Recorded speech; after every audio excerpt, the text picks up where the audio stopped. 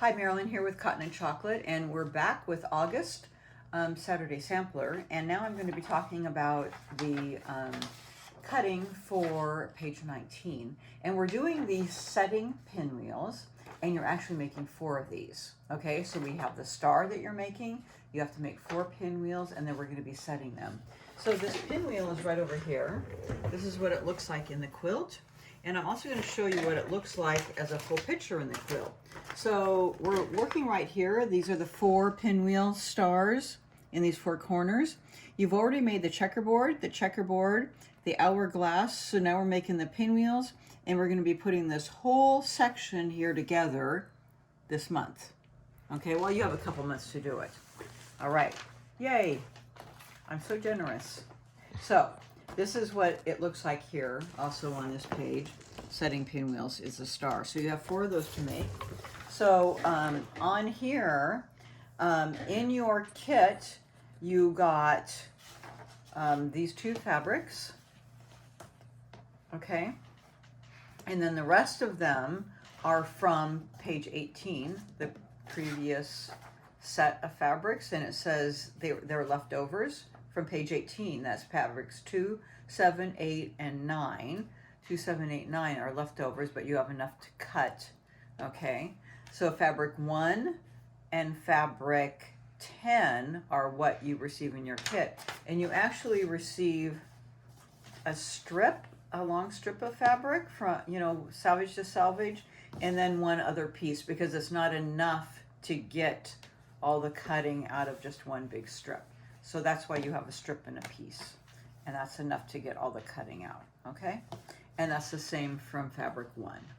All right, so from fabric 1, and there are, even though you see flying geese in here, and the cutting, we are not using the wing clipper for this.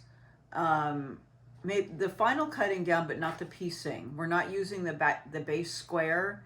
We're working in triangles in a non-traditional way, because we're starting with bigger triangles cut down to smaller triangles. We're not using the square and marking them, because these are multicolored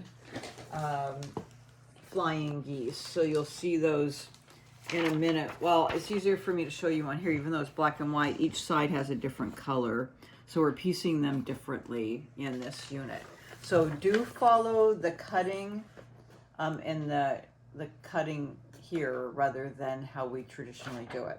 All right, so in fabric 1, you're going to be cutting 8 5.5-inch squares.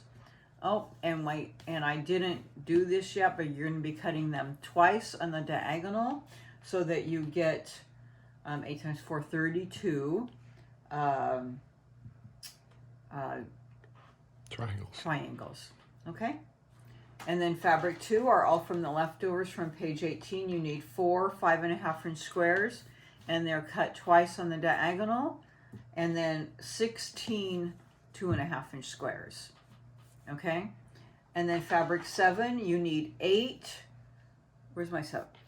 8 3.25-inch squares, and then 8 3 1/8-inch squares. Keep it at 3 1/8, and you're going to cut those all on the diagonal to get your triangles. Fabric 8, you need 16 3 1/8-inch squares, and you cut them. I just cut a couple, but you need them all cut on the diagonal. Okay. Fabric 9, you need 8 3 1/4-inch squares that you keep in 3 1/4, and then 8 3 1/8-inch squares. So keep them separate, and on the 3 1/8, you need to cut those on the diagonal to get triangles.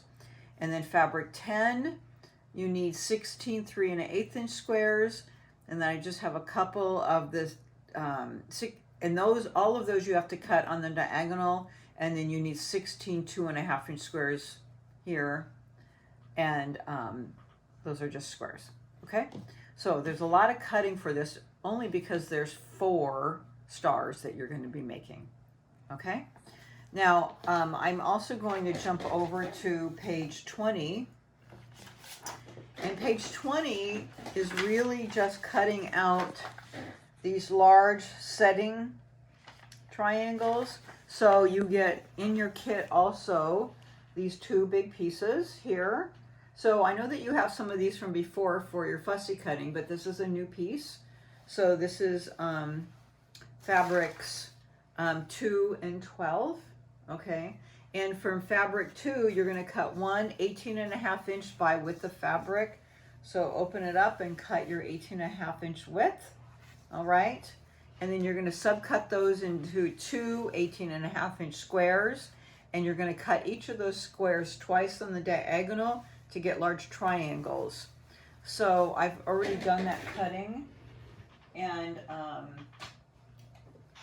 going to get those triangles right here, okay? And then from fabric 12, you're going to cut two 18.5-inch strips again, cut four 18.5-inch squares, cut two squares diagonally once to get your large setting triangles for the four corner row points, and then two squares twice on the diagonal to get your smaller triangles, okay? So, and those are for your end rows, okay? So these are all for those outside bits here, and I can hold this up. So here is your big rose end point. My chair's on it, but here's the smaller setting, and then here's your small setting triangles here all around it. So we're making this big point. If I hold this quilt up, this is what turns your quilt on point. I don't know if you can see that, but you can see it in the picture. If I hold the picture up here, it's a little bit easier to see it in the picture. So here's our quilt, and right now, if you just made this inner square right here to here to here, that's our quilt. But how do we get it on point? We have to turn it on point. And we do that by making this section, okay? So right now, we're just making this small bit right here, okay? We've used the hourglass that we made last quarter, and we're using the checkerboards, and then we're just making the setting and then the squares, the spinning pinwheels in the middle. So that's really exciting. We're making that bit that turns everything on point. And we'll be getting to these other bits later. We've started making some of these stars, and then next time we'll be making these settings here. Okay, so I'll see you in a minute, and we'll talk about piecing.